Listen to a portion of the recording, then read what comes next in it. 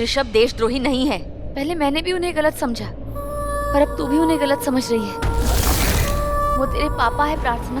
नहीं, वो मेरे पापा नहीं है। मेरे पापा वो थे जिसको आपके पति उस देशद्रोही ने मार दिया था।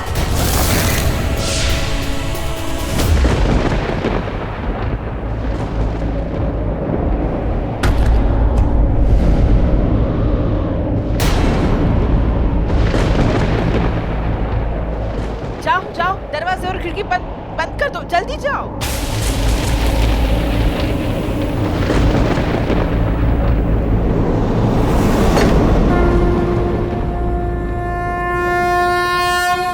और फिर मुझे पता चला कि मेरे पापा ने आपको भेजा था इस देश को बचाने के लिए, पर आप उस देशद्रोही से प्यार कर बैठी, शादी कर ली, बच्चा पैदा कर लिया, और वो बच्ची मैं थी।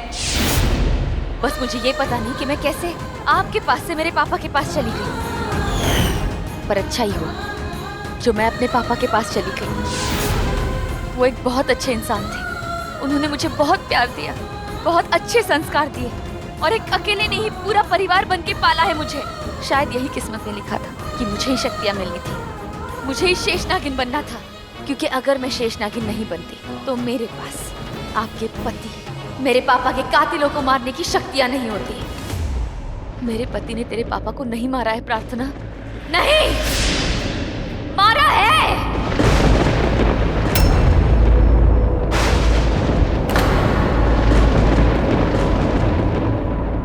ये मौसम अचानक से इतना खराब क्यों हो रहा है?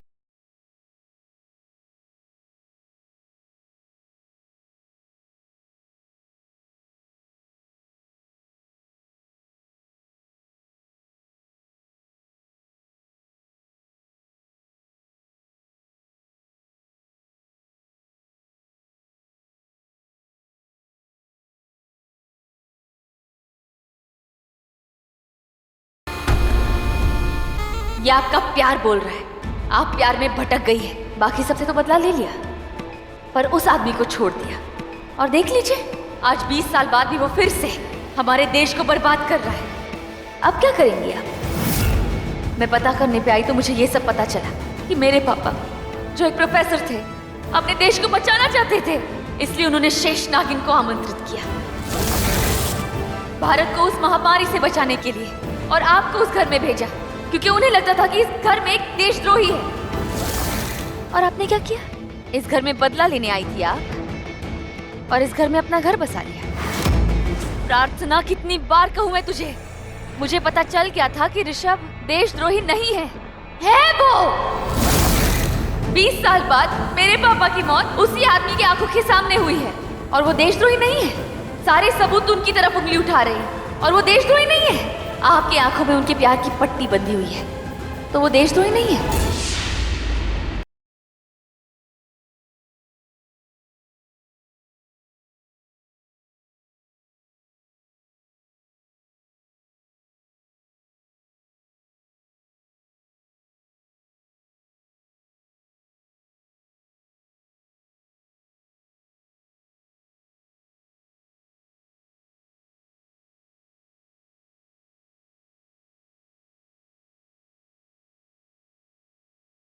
प्रार्थना, उन्हें गलत मत समझ। वो तेरे पापा है। हाँ, दिया है उन्होंने मुझे जन्म, पर वो मेरे पापा नहीं है। मेरे पापा तो मर चुके हैं, जिंदा है वो। वही है जिन्होंने तेरा कन्यादान किया है। उनका दिल देख, अनमोल से कितना ज्यादा प्यार करते हैं वो। बेटी का दिल टूट गया, पर अपनी बेटी का दर्द पी गए वो, और सही गलत में से सही को चुना। और जैसे उन्हें पता चला कि रुद्र तुझसे प्यार करता है, उन्होंने रुद्र की शादी तुझसे करवा दी। उन्हें तो ये भी नहीं पता कि तू उनकी बेटी है, पर फिर भी उन्होंने तेरा साथ दिया। ऐसा इंसान अपने देश के खिलाफ कैसे जा सकता है? नहीं, ऋषभ अगर सबसे ज्यादा प्यार किसी से करते हैं तो वो है उनका देश। सच कहते हैं लोग, प्यार अंधा होता है। 2 पल के लिए मेरे दिल में भी उनके लिए वो प्यार आया था, जब उन्होंने मेरे सर पे हाथ रखा था, पर बाद में मुझे एहसास हुआ कि वो ढोंगी है। एक खूनी कभी किसी से प्यार नहीं कर सकता। प्रार्थना, तू पागल हो गई है, पागल हो गई है तू। पर मैं तुझे इस घर को, इस परिवार को एक खरोच भी नहीं लाने दूंगी। खरोच नहीं, मौत दूंगी मैं सबको। रोक सकती है तो रोक लीजिए आप। मुझे इस घर से निकाल दीजिए। हाँ, निकाल दूंगी मैं। मुझे इस घर में अनमोल ने रोका है, दुनिया की नजरों में अपने आप को शर्मिंदा होने से बचाने के लिए, क्योंकि उसकी दिवाली पार्टी में कोई उसे ये ना पूछे कि कोई उसे छोड़ के चला गया। इसलिए आज मैं यहाँ पर हूँ। तेरा यहाँ होने का मकसद कुछ और है। बता मुझे, बता। रुद्र और ऋषभ के साथ क्या करने वाली है तू? बता। बहुत जल्द पता चल जाएगा।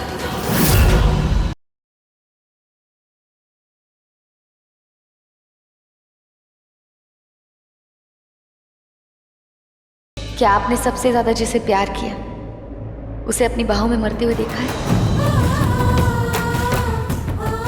आपने कभी अपने पापा की लाश अपने हाथों में देखी है?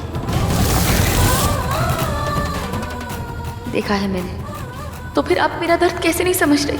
नागिन बदला लेती है, अपना खुद का बदला लेती है, अपनों का बदला लेती है, लेकिन एक शेष नागिन दुनिया का बदला लेती है, देश का बदला लेती है। उसे खुद के बदले की कोई परवाह नहीं होती। अगर देश का बदला और खुद का बदला एक हो तो मेरे पापा एक प्रोफेसर थे, उन्होंने अपने देश की सेवा की है, कर रहे थे वो, पर एक देशद्रोही ने उन्हें मार दिया। और अब मैं उससे बदला लूंगी। रोक के दिखाइए आप मुझे। मैं तुझे इस घर से बाहर निकाल के दिखाऊंगी 2 दिनों में। ये मेरी चुनौती है तुझे, तो मेरी भी चुनौती है। मैं आपके पति को उनकी जिंदगी से निकाल के दिखाऊंगी। ये एक शेष नागिन का वादा है। कमाल के ताबूत ले आओ, इसमें शेष नागिन है।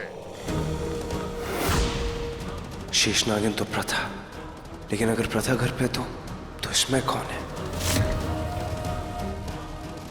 खोलो इसे।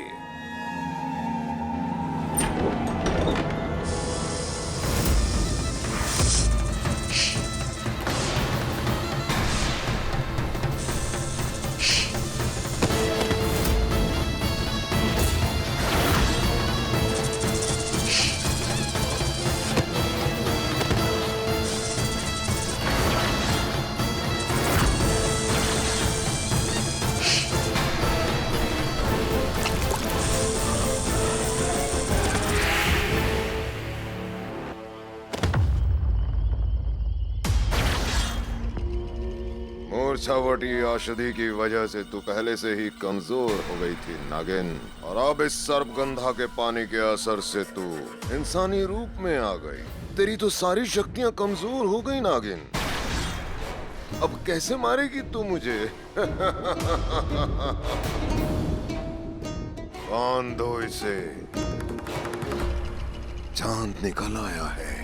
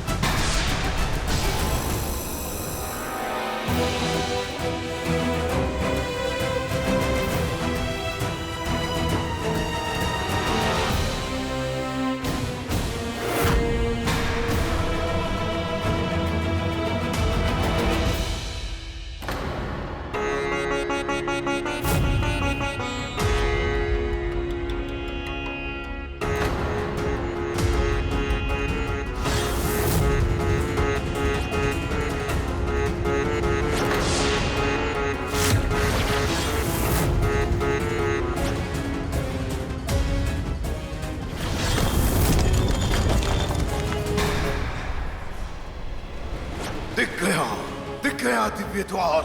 बस अब थोड़ी देर में ये द्वार खुल जाएगा और सारा खजाना हमारा हो जाएगा।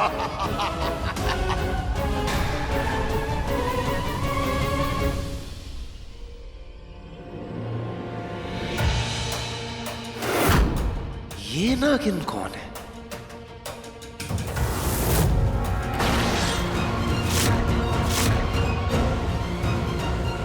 ये कहीं ये प्रार्थना, प्रथा और तेरी बेटी, और अब शेष नागिन भी।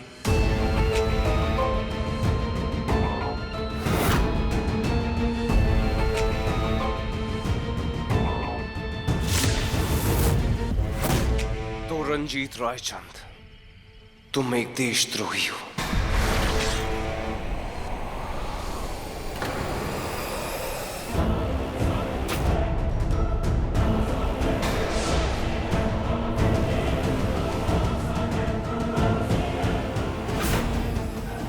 आप भी।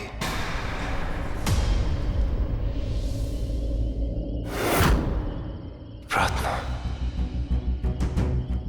प्रार्थना मेरी बेटी है।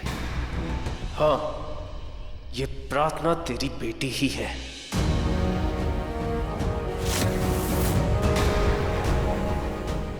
ऋषभ, अभी भी एक सच है जो मुझे आपको बताना है।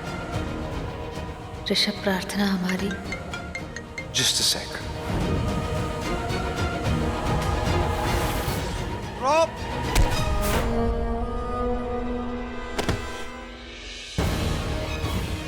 अभी तो बस शुरुआत है गुजराल। अभी तो तुझे अपनी आंखों से अपनी बेटी और अपने देश की बर्बादी देखनी है।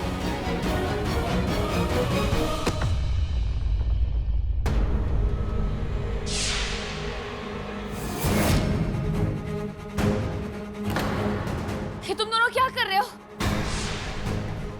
प्रार्थना और ऋषभ की तस्वीरों पर हाथ क्यों लगा रहे हो? दोनों को पता है ना हार किन की तस्वीरों पर लगाया जाता है? अरे मूर्ख, मरे हुए लोगों पर हार चढ़ाने को बोला था। जिंदा लोगों को क्यों मार रहा है तू? हाँ, चल निकाल, हार निकाल। कहीं ऐसा ना हो कि ये लोग जिंदा ही ना बचे। मैं ऋषभ और प्रार्थना को कुछ नहीं होने दूंगी। मैं उन्हें बचाऊंगी।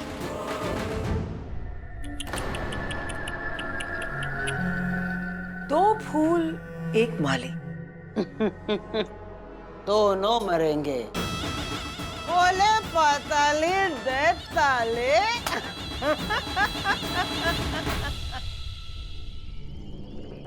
आज देव दिवाली है तो क्या, आज चंद्र ग्रहण भी है, इसलिए आज पूरी शक्तियां बुलंद होंगी।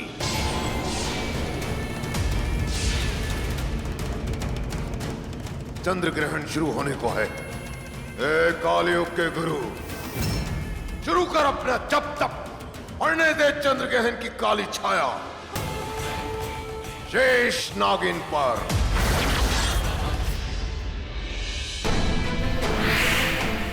हे शिव जी, ग्रहण काल शुरू ही होने वाला है। अब सारी बुरी शक्तियाँ अपने उफान पर होगी। मुझे जल्द से जल्द ऋषभ और प्रार्थना तक पहुंचना होगा, इससे पहले कोई अनहोनी ना हो जाए।